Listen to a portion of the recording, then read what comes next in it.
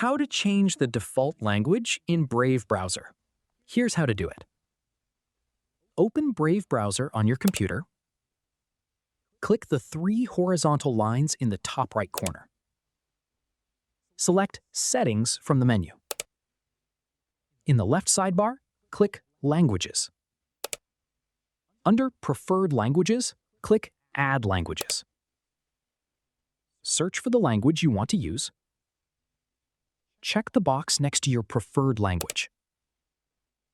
Click Add to add it to your language list. Click the three dots next to the language you just added. Select Display Brave in this language.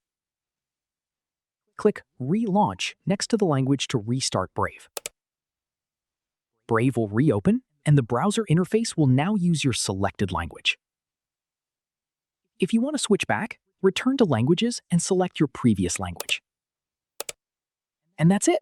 That's how you can easily change the default language in Brave browser.